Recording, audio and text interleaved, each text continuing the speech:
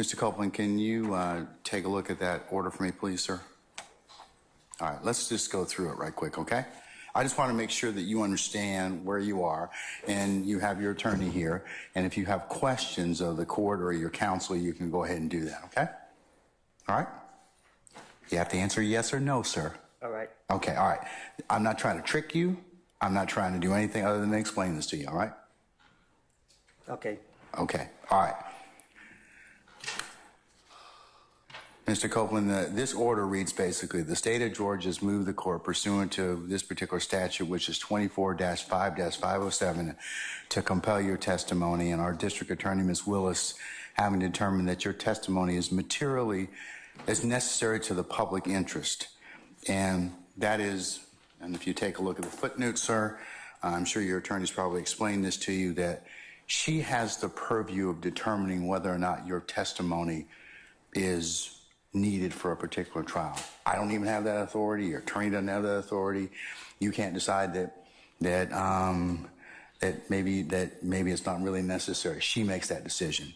So, and it's in the public interest. So, you've been subpoenaed in this case to appear before and give testimony in this particular matter, and state has provided the court sufficient reasons as to why you are necessary as a witness in this case. It appears that you've been properly subpoenaed to appear as a witness in this case, and that your testimony is necessary in the public interest. So that's how we, as a due process, gets you to come to court. I mean, you were noticed as a witness. They've identified you as a witness. They've determined that your testimony is needed. Because of the fact that you have some concerns about what your testimony may indicate or could indicate in this case, and that's something that you and your counsel have talked about, and I'm not certainly going to inquire about that.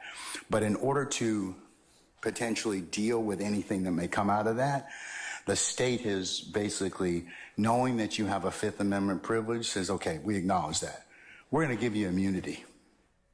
And as a result of that, then you have to testify as a result of that. If you don't testify, then I, as the judge in this case, have several remedies. One of those is that I could hold you in contempt and jail you because the way that you get out of that contempt is to just testify. That's the only thing they wanted in this case, for you to testify. So your attorneys told me you're going to invoke your Fifth Amendment privilege. Done, said. However, the immunity has been signed. I have a copy of that right now. So you're required to testify. So if you don't testify, the state's probably going to ask me to jail you. And I'm probably going to do that. So I'd like you to go ahead out and talk with your lawyer and tell me what you want to do at that point in time, okay? Do you need any more time to talk, Mr. Copeland? Okay. What is your desire at this time? I'm taking the fifth. Okay, you've taken the fifth, but you've got immunity, but you still want to, are you going to testify? That's the thing. That's the question. That's the question on the floor. I've acknowledged the fact you have a Fifth Amendment privilege, but the state's given you immunity, so that overrides that Fifth Amendment privilege. They require you to testify. Yeah, but the state don't know what they're talking about. So if they ask me a question that implicate me, then... Okay, they can't prosecute you on that. They can't. The order prohibits them from allowing them to use that testimony against you. That's what your lawyer, and I'm not going to get into any of the machinations or intricacies of what may or may not have happened in this case, but Mr. Melnick is a very seasoned criminal defense attorney. I've seen him over the past 2 decades. I'm sure that he's probably given you very, very good advice, but the state can't use that testimony. They can't kind of say, have it both ways, like you testify and then use that against you to indict you and prosecute you. Then we wouldn't have any faith that we need to have people come in and give testimony. So that's why they can't do that. They kind of can't go back on what they're going to tell you, So I signed the order. Now they've asked for immunity. I've signed the order. So basically, whatever you have to tell us, you'll tell us. Say no more. Do you wish to testify, Mr. Copeland? Is that no? You have to say no on the record. Say it again. Do you wish to testify? He said I can tell him whatever I got to tell him. That's So I testify. You will testify. Yeah. All right, sir. Okay. What we're going to do in just a second is I'm going to go ahead and I'm going to call for our jurors. We'll formally administer the oath to you, and then the state will ask you some questions, okay? And then you'll be cross-examined at some point in time by potentially some... My attorney before, because I think I just said the wrong thing. Sure. I tell you what, why don't you step outside and talk to Mr. Melnick?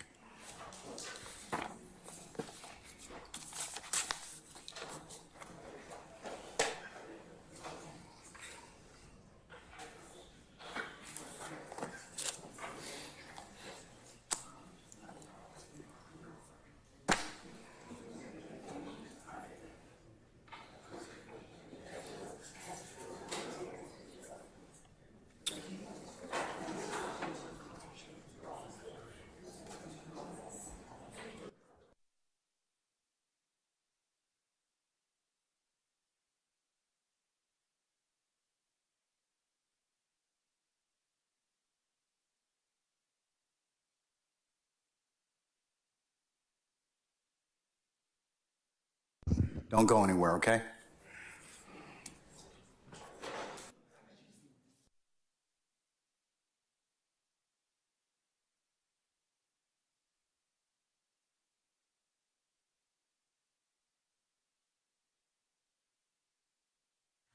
All right, sir.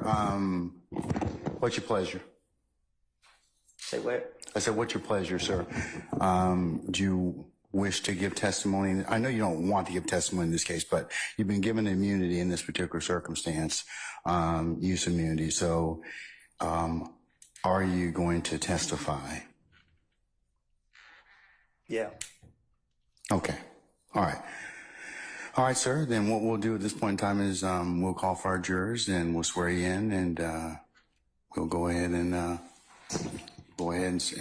take your testimony. Okay. All right. All right.